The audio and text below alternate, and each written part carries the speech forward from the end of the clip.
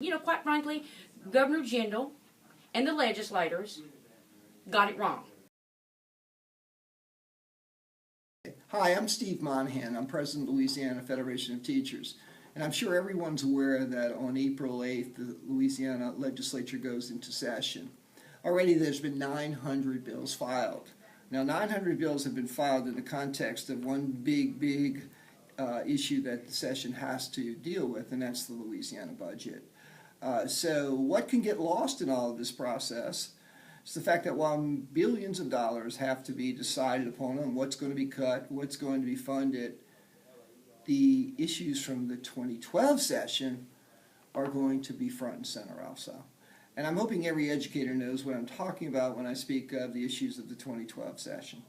The Louisiana Federation of Teachers has spent the last almost year in court following the 2012 session dealing with Acts 1 and Acts 2. To make it very simple, Acts 1, as you probably know, refers to the so-called tenure law. But as educators, we know there's a lot more than the tenure, the issue of tenure contained within that particular act. Act 2 refers to the voucher law. Once again, many more components in that act. The good news is that, as you also probably know, that we have been successful in both acts in regard to the litigation. Act 1 was declared unconstitutional in its entirety. That encompasses the tenure piece and the tying of your compensation to the evaluation process, mainly the testing issue.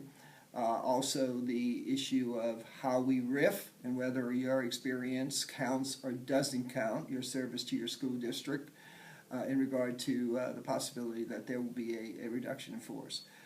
That was ruled completely unconstitutional, as I said, and the state has appealed all the way to the Supreme Court, and we're waiting for our hearing date. Act 2 was found unconstitutional on the district court level in regard to using the MFP dollars, minimum foundation program dollars, to fund private and parochial education. It was found unconstitutional, and the state did appeal.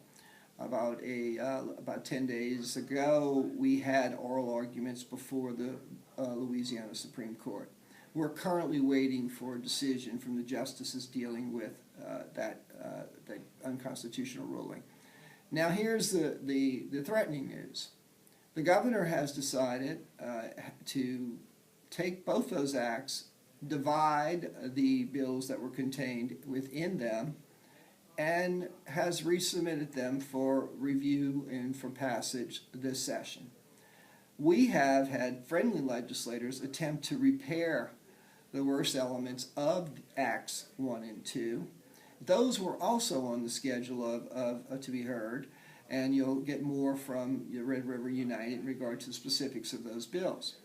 So while the government has to wrestle, the legislature has to wrestle with that $1.3 billion and whether or not we'll have a sales tax or we'll eliminate the respective corporate and personal income tax, all positions which you can also find in regard to where Red River stands and where LFT stands on those issues from your local affiliate.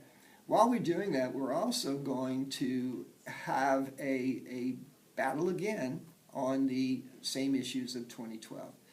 So I'll end just this very brief overview by urging you to stay very much in touch with your local affiliate, to stay very much in touch with your president, Jackie Lansdale, and the Red River United office, because these bills, that even some of them that would be starting off as good bills, please understand the legislative process for what it is.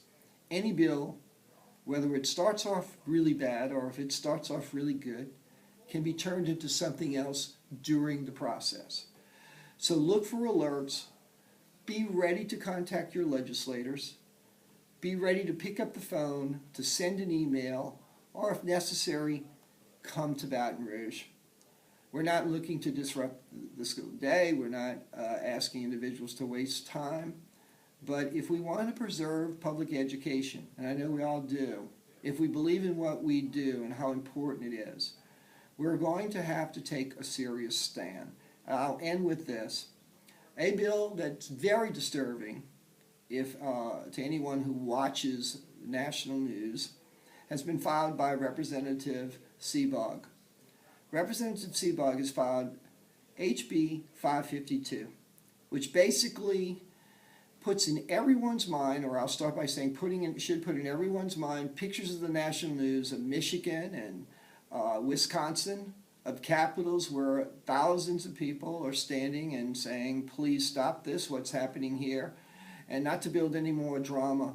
What Seabog's bill, Representative Seabog's bill, intends to do is eliminate your right, if you choose, to have payroll deduct for your dues to your organization. I'm going to be very, very clear. Prohibit school boards from allowing you the right to decide to do what you want to do with your money.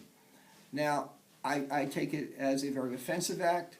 It's unnecessary. It will divide our communities when we don't need to be further divided, and waste valuable legislative time. So please get involved, stay in touch, and I promise you we will do everything in our power to represent you to the very, very best of our abilities and give you everything that you deserve.